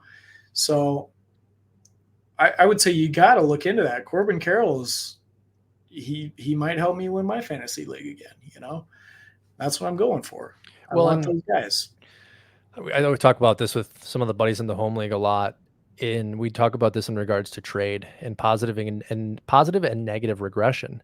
You know, it's, to what's your point, it's the buy low concept. And it's like, we looked at a number of guys, Corbin Carroll, Vladimir Guerrero, after May, and it was like, they can't physically finish this badly. They can't. Matt Olson. Yeah. And here we are entering September, and it's like, well, Vlad and Corbin figured it out, but Julio Rodriguez and Matt Olson, not necessarily. So there's always the wins and the losses. But again, it goes back to track record. Corbin Carroll, since drafted, has played well outside of the injury. Vlad, up and down, but Vlad also, I've watched a number of his games. He's lost a significant amount of weight this season, in season, which is surprising because you would think that would be an off-season thing. He looks a lot more athletic, a lot more slim. I think his struggles early in the season caused him to start taking things very seriously. I don't think there's any coincidence in his explosion because he looks good. That's an interesting take. And then we're not going to see that in the box. I didn't see that in the box score, but when I turned the game on, I was like, oh, it makes sense. Like, obviously. I think though, even with a guy like Julio Rodriguez, like what's the worst that can happen? You just bought a superstar for next year. You Yeah. know, like to me, they're pretty obvious if they're not going to rebound this season. You know, at least some of these guys. I'm not going to say across the board that that's the case. You know, Matt Olson might be an exception. I doubt it, but like he could be an exception to something like that because he's getting up there a little bit. You know, we do see decline. Well, but you also I talked mean, about trends, right? And it's like, okay, Matt Olson, logically speaking, the entire Atlanta Braves lineup has had regression this year. They lost their superstar Acuna. To me, that's a data pool. If they're all playing poorly, who knows? But I'm going to have to assume that it's a wash because you yeah. have Riley and Albies and also like it's a wash. You're right. Next year, if Olsen has a bad year, like, okay, like maybe this is more of the same, but it is a grouping of data telling us there's a trend. But I mean, it's very, the flip side of it is very uncommon for a guy that's 23 years old, like a Corbin Carroll or a Julio Rodriguez, who has shown the talent to be superstar level, to all of a sudden just disappear forever. I mean, and if you want to win in your fantasy leagues, you buy them when their value is down. You know, that's probably the only chance you'll ever get to even try, you know, on a guy like Julio Rodriguez, on a guy like Corbin Carroll. And then when the moment comes, are you going to chicken out on that? I mean, come on, like this is like I don't want to talk about baseball players like commodities or stocks, but this is economics 101, man. Yep. Just this is when you buy. This is when you go in and you make your investment because they're coming back. Well, and I'd almost push back on the I don't want to relate them to commodities or stocks because I think that's one issue that we run into, especially on Twitter, which is we're viewing them as assets, positive or negative, with the way that they're trending. We're not necessarily critiquing Spencer Torkelson as a human being. Like I don't want him to fail as a person. Neither do you. I don't want Jordan Walker to fail as a person, but the reality is I'm looking at his value and it's going up and it's going down. And I think within That's this actually a fantasy, very good point. right? That's Like this has nothing to do with them personally, or even them at the professional. Like if I'm a Brewers fan, I'm not actively rooting against Milwaukee Brewers when I'm playing fantasy. It's a different game for me. I'm speaking a different language than I would if I were just talking about baseball. Yeah. And I think there's a lot of attacking online because people just don't understand. A lot of the time, we're not talking about baseball. We're talking about fantasy. And there's just this disconnect between our community and the rest of the overarching community because no one wants anybody to fail. None of us have any personal vendettas against anybody that I can think of. And there is, it's just interesting to see that interaction. I mean, that's actually insanely, I don't know, thoughtful way of putting it, because if you do commoditize them, then you aren't really attacking them as a person. You're just, and that's so opposite of how the industry views it in general. They say, well, these are people, like you should talk to them, talk about them like they're people. Like, okay, it's fine. There's maybe there's somewhere in between there. But only I if one attacks a writer, like we've had, like only if it becomes personal. Yeah. Well, that's the thing. I sent out a tweet once that was a comparison between Drew Jones and Jackson Holiday at the beginning of last season, and I was just saying, here's the stat line. Drew Jones is like, Jackson Holiday is looking like a number one prospect. And that was really it. That's really all I said, and I got presumably a Diamondbacks fan on there that was like, how dare you? He's just a kid, talking about Drew Jones. We're talking about like this guy that came in with insane level of hype, like best prospect in years. Like, Ross, not only that, highly invested financially by the Arizona Diamondbacks, like an asset. They gave him millions of dollars. Like, yes, he's a kid, but he's an asset in physical reality too. Yeah, and I mean, it was just and I said, hey, like, I want Drew Jones to be a good player. I don't know, like, where you took that. I don't think that. What I was really expressing is that, hey, it looks like one of these guys is going to be better than the other, and you should probably take this knowledge that I'm providing, or this information that I'm providing, and do something about it. Because at that time you could have, that was actionable intelligence. That's what we try to do at Scout the Statline. It's not a personal thing. I want everybody to succeed. That's how I feel. But first and foremost, I want my consumers, the people that use Scout the Statline, to succeed. And those are the people that are playing fantasy baseball and collecting cards. Well, so. And when we talk about the commodities concept, I don't often, not that I'm judging at all, I don't often shop at Walmart. I don't enjoy going into Walmarts at times because it's a little uncomfortable for me. There's a lot of aspects of that. I'm sure other people feel the same way, and sure people will judge me for that comment. Anyways, I have no problem investing in the stock of Walmart because it means absolutely nothing to me about how I feel about going into a Walmart. Every time I go in, it's packed. Their earnings reports are always positive, well, usually. And I guess I just would relate the same thing to Walmart to other companies. Like, I'm not, as a human being, thinking about the moral integrity or how this company makes me feel or what they do necessarily if I'm going to invest. I'm investing unbiasedly with what the numbers say. I'm doing the same thing with the players. So again, it's the same correlation. Like, I'm taking the human element out of it. When I'm watching a Milwaukee Brewer game, I'm actively rooting for the Brewers. I want these individuals personally to play well, and I'll get frustrated if they don't. It's a different game. Yeah. Yeah. Oh, for sure. For sure. I agree with you on that. I mean, of course, there are investors that are going to choose to only invest in things that they, and I respect the hell out of that. I can't do that. And that's true with fantasy players too.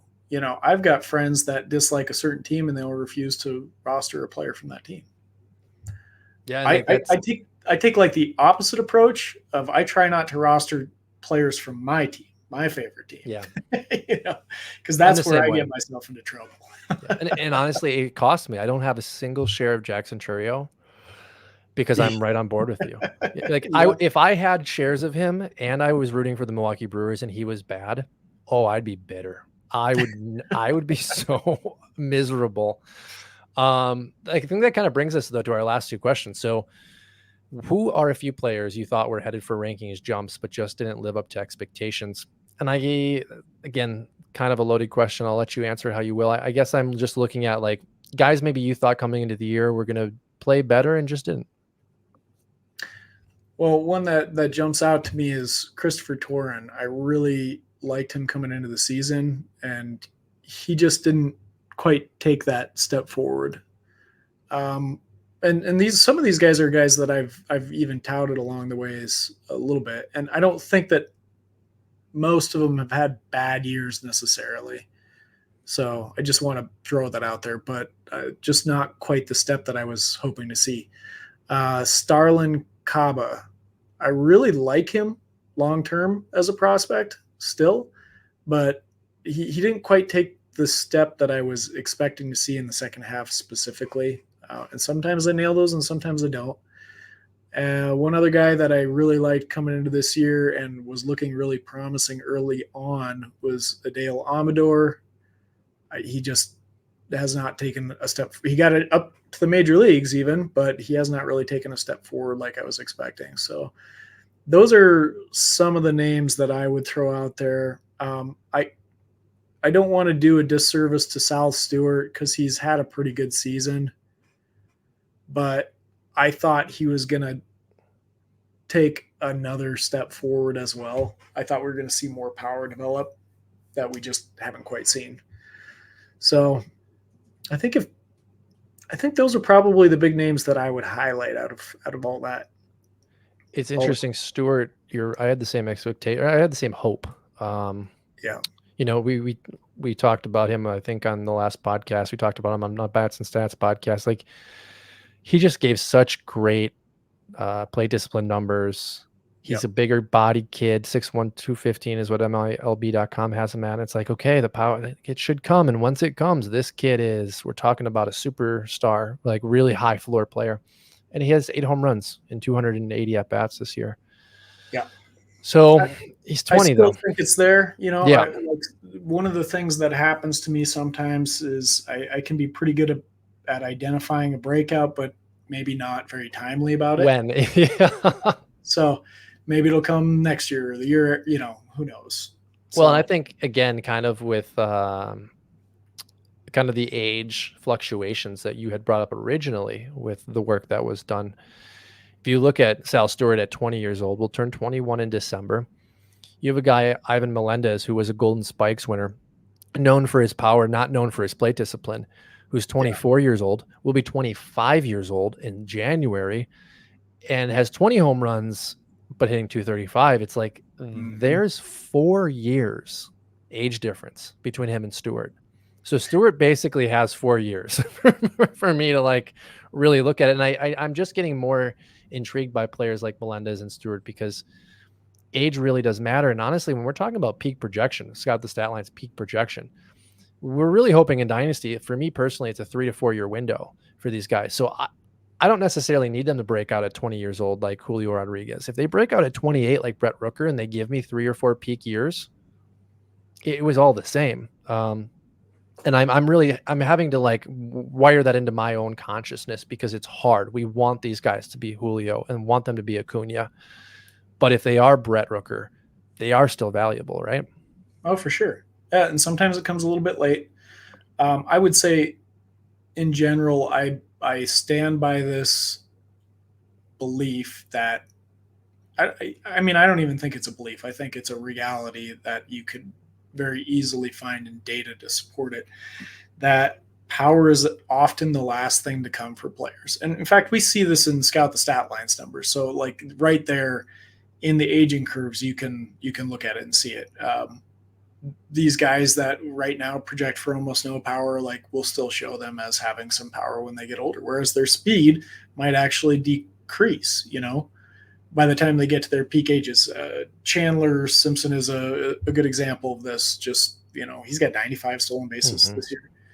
I think he's projecting for like 45. I think he'll exceed that. In this instance, I think that Scout the Statline is a little conservative on him, but I mean, he has, I think, 1 home run in his career, and Scout the Statline is saying, oh, we think he can get up to 4, so it's very small numbers still, but like, that's the power growth that you see, and you have dozens of examples of this happening with Major League Baseball players that were not power hitters in the minor leagues that figure it out, like Mookie Betts. I hate to like continue beating that drum, but he's a really good example. Jose Ramirez, he was one of those guys. Had very limited power, almost no power, so you just have a lot of examples of that. If they have a good bat, if they have good eye discipline, these are things that I think translate really well to the major leagues, at least to being a competent hitter in the major leagues. And then sometimes you can add some power behind it. Yeah, and you mentioned a name earlier, Christian Campbell. I'm pulling his numbers up right now because I want to speak a little bit more on him, but he's named from a power perspective that I think fits right in line with what you're talking about. Drafted without the expectation that he was going to be this kind of a prodigious power hitter. He has 19 home runs and 403 minor league at bats. He's 22 years old.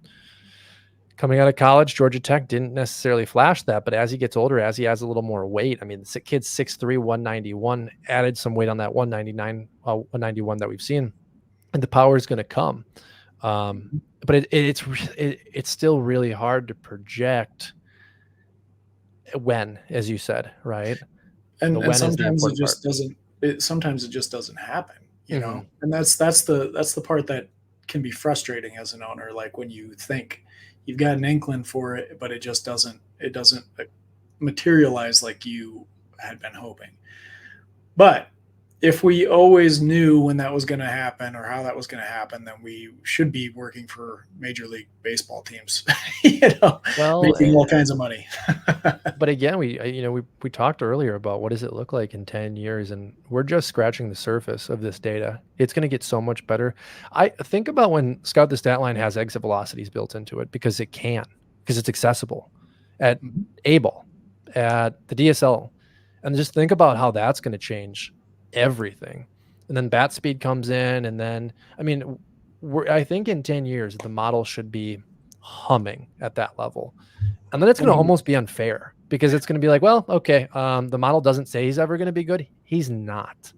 Well, oddly enough, we have looked into adding some more advanced data points, and of course the general philosophy that we have is we're going to use whatever makes it the best. That is ultimately what we will do. But we have done some preliminary research on that, and it's not suggestive that the results are necessarily much improved. So, Interesting. and once we get the data to support it, we have the right data points, we're going to integrate them. Okay. But maybe it's barrel rate more than it Yeah. is exit velocity.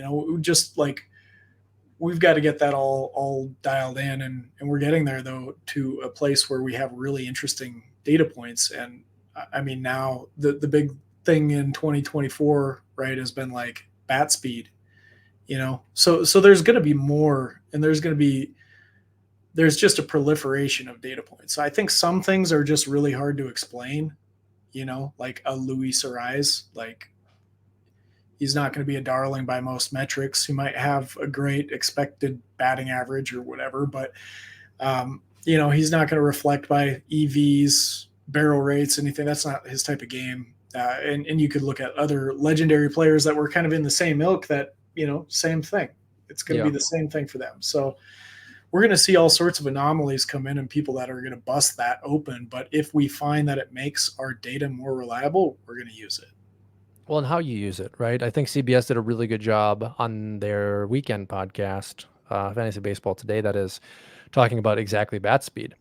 And Chris Towers brought up the fact that, hey, Gavin Lux this year has increased his bat speed by 3 miles per hour since it was started to be tracked earlier in the year. And he's like, I think, him speaking, that what it's really telling me is if in spring training next year of 2025, Gavin Lux shows up and through 20 games is 3 miles an hour lower back to his average, this very small average we have of bat speed, then maybe we could project that he's going to go back to his career numbers. And it's like, oh, that's actually a really good way to look at it.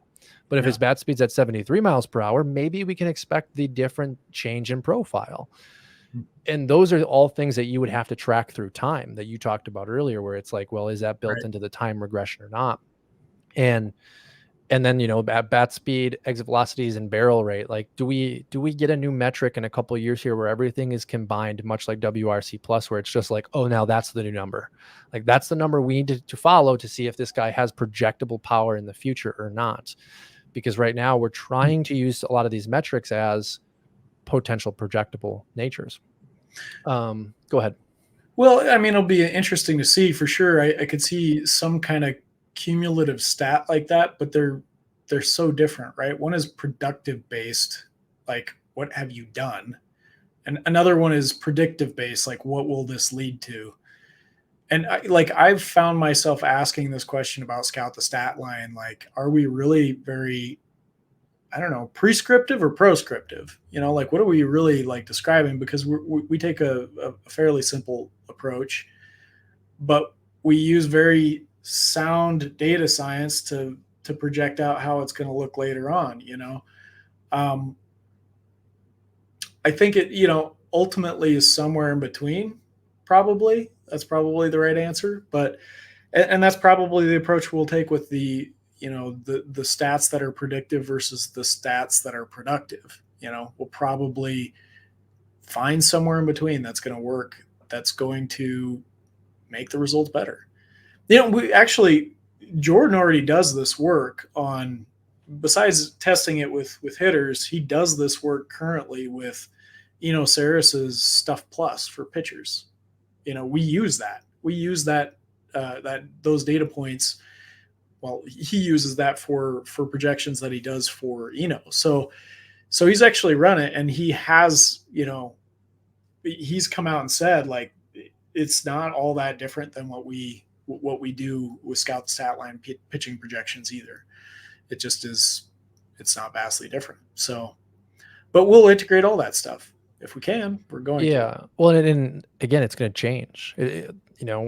What we're able to do and what we think we're going to be able to do is probably going to be shattered by what we're actually capable of doing with the change in technology. And I mean, I just think about park factors right now and having some of that data that's tracked 10 years ago. Without that, you shoot in the dark a lot of the time. And then you have to look at these a lot of the prospecteers like we are, these kids are kids sometimes and they're developing. Back to the human element, right? Where it's like, oh, take the human element completely out of it. It's like, no, their bodies are literally developing. So while their numbers may say this, we could have a Lawrence Butler situation, whether he's real or hot, doesn't matter. Like maybe just at 24 years old, you've seen enough baseball where it just starts to click and you shatter projections because you just one of those guys. You're an outlier. Well, I think about this like, one of the things that I've seen on Twitter, and again, I don't want to come off the wrong way with this, but bat paths. Have you seen any of the bat path stuff? So a lot of people were asking me about Junior Caminero because there's been some group that studies bat paths that was saying he's got a poor bat path, so he's going to be a poor prospect. Otherwise, he'd just be like some crazy outlier, no good prospect has this kind of path and finds success. Well, I saw him compared to Corbin Carroll when Corbin Carroll's bat path was not creating enough lift. And I said, okay, let's see what happens. Well, we saw what happened with Corbin Carroll. He figured it out.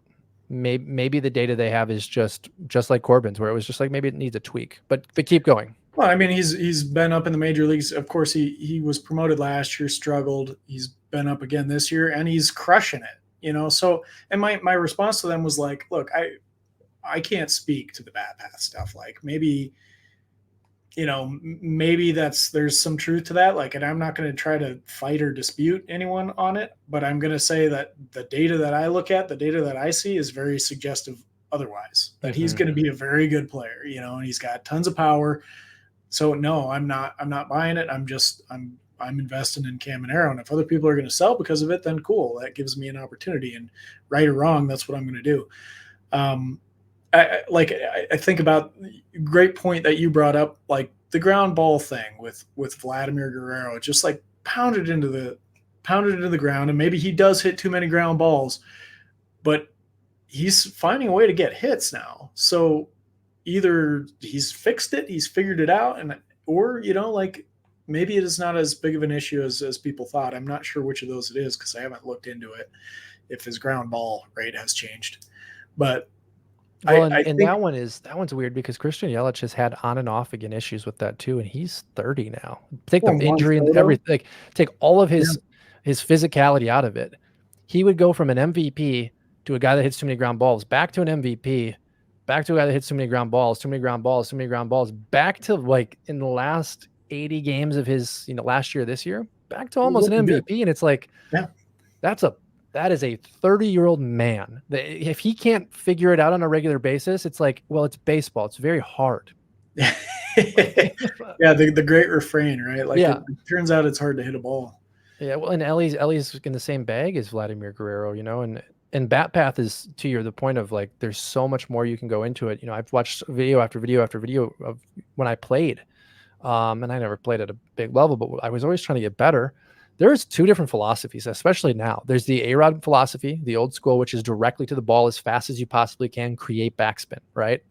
And then there's the new Ronald Acuna approach, which is drop that bat head, start to create leverage, and get a launch angle. Completely different approach. And old school hitting coaches think the Acuna approach it's a crime, but it's not. I mean, if it works for you, it works for you. And I think we're starting to see more of that. So it's like, well, bat path, that could be completely shattered and remorphed in 5 years. We don't know yet.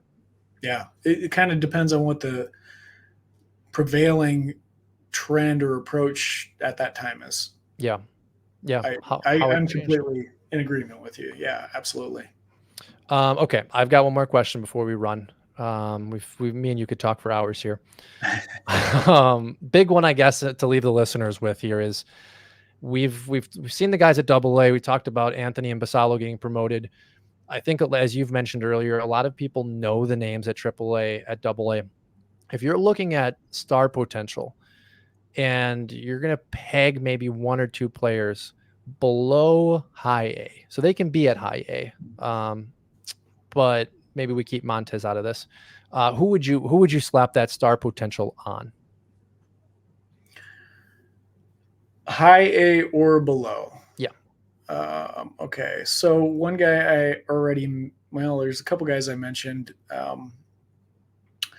I really like Franklin Arias, and it's hard for me to pinpoint precisely what it is, but his profile to me just it excites me. Like I think he's got underrated power. He's got speed. I think he's got really good plate discipline. I think he's struggled a little bit upon promotion to high A, and I think that that's been enough to cool him.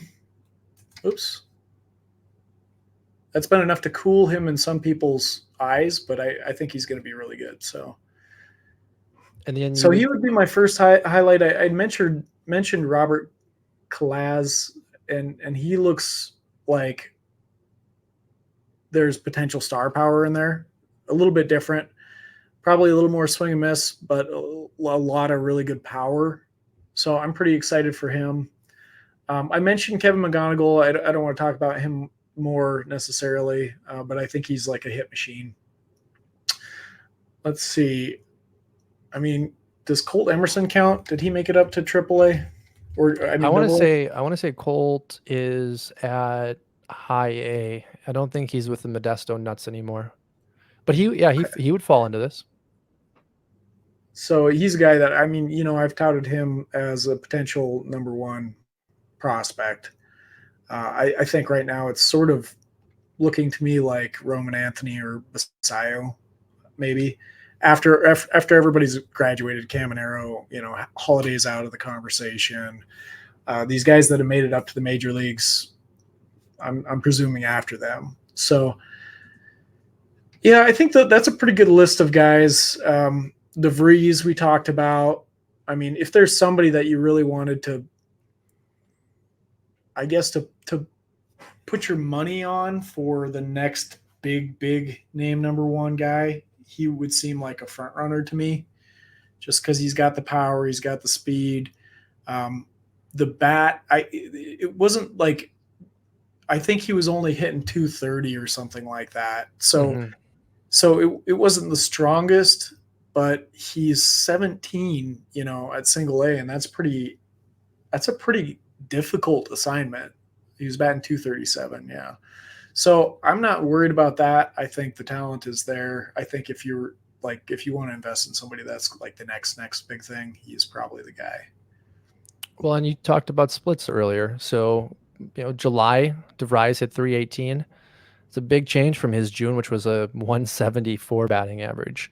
Yep. And then played in 14 games in August before the injury, was only hitting 232. So you did see a step back. He had 8 home runs in 21 games when he hit 318 in July. So he flashed that ability to really show us what he could do. And I think, too, a lot of the guys that were drafted have been placed at either A or high A. He was doing a little bit better than him before the injury than they were. Well, this is one thing I think that is useful with Scout the Statline's rank changes, is it kind of pulls in that trend element. It's it's not exactly the same as looking at splits, but you are seeing how a person is moving, and to me that signifies, as a guy like DeVries, has moved up over the last 2 months quite a bit, but his overall stat line isn't extremely compelling. So you might be able to find an opportunity to get in on it. So I think that's just one kind of underrated, useful element. I mean, I guess I would say that that's why we brought them on last year even. So what last one I want to run past you, and then we will go.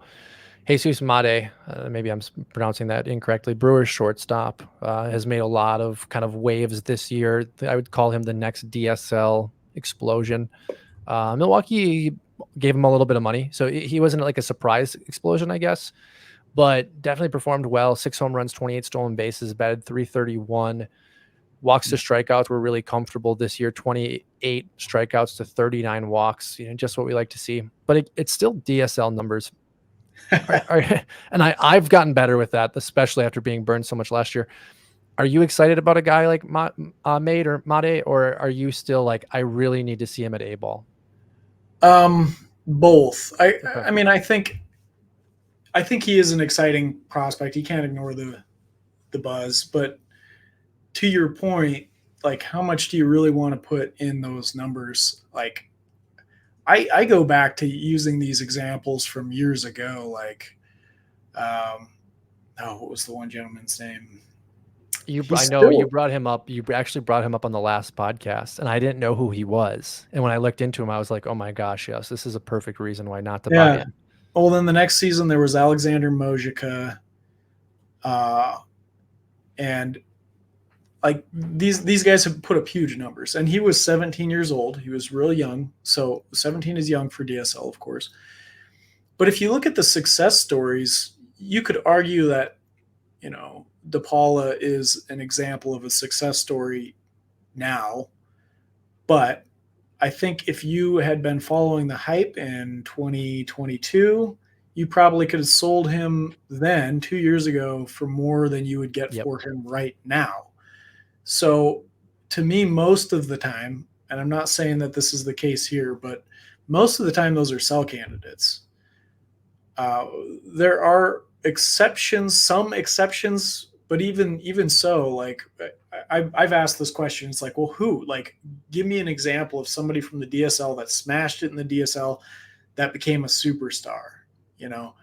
And one that somebody has told me that I've looked into, and it's like, okay, borderline, you know, was like a Julio Rodriguez. Mm-hmm. And if you look up his numbers, he was in the DSL pretty young, but they were like good numbers. They weren't like mind blowing. So that's why I don't get too caught up in the stats. I just think that they're just unreliable. But I think he looks like a super interesting prospect, and he really like ticks all the boxes that you would want. So Yeah, him and Emil Morales for the Dodgers are really the two that I yes, think have been heating up, but very different stat lines. You know, people can make excuses or people can point to things that are like, well, it's DSL. You know, he has struck out one more time than he's walked this year. Like he's not going to be good. We would even say the same thing sometimes, but then those same people can come around us, and I'm speaking on Morales here, and can say, oh yeah, don't worry about that. He struck out 10 more times than he's walked. That's not a problem at all. He's striking out at a 28% clip. No, don't worry about it. It's the 14 home runs that matter. It's the 6'2" frame. So I just have this hard time because Kevin Hidalgo last year for the Rockies, who I talked about a number of times, DSL MVP, has not had a good 2024. Like it just didn't translate to complex. He's still hitting 300, but has zero power. The power is gone. Jeffrey Rosa for the Mets, very good DSL, had basically the same numbers as Morales. Horrible at A ball. I mean, he is horrible, and he's 19. So it's like it's just impossible. Like you said, the data for yeah, one player doesn't necessarily translate to the next player. Everybody steals bases. It's like basically like they walk to second and third in the DSL. I found. Um, but that's all we have today, Ross. I'm going to wrap this because we could just keep going. Did you want to say anything else before we say goodbye? Not, no, I don't think so. I think I just want to say thank you to everybody. We're kind of getting into the dog days of the season, and so I really wanted an opportunity to speak to all the people that you've been cultivating as followers for the YouTube channel. So, and just wanted to thank you too for letting me be a guest. It's much easier being a guest than doing the whole shebang. I know you feel that. So Yeah, no, you don't have to thank me. I enjoy this, and I loved what we had today. Like I said, we could have kept on talking, and I'm going to be really excited to post this because this is something I think people can reference kind of timelessly. We talked about some names that we like, but we more talked about this the strategy of playing, and as well as just kind of the struggles of building a business, right? And yeah, giving your consumers what you feel like they deserve, and I think that's a really important piece to talk on. You know, so thank you for that. yeah, absolutely. All right, everyone. Doc will be back maybe next week. He's incognito, running around the world playing spy. So, you know, I hope he's successful. And if he's not back, we'll figure that out. But Ross, thank you so much again, and everyone else. We will catch you next week. Thanks, Matt.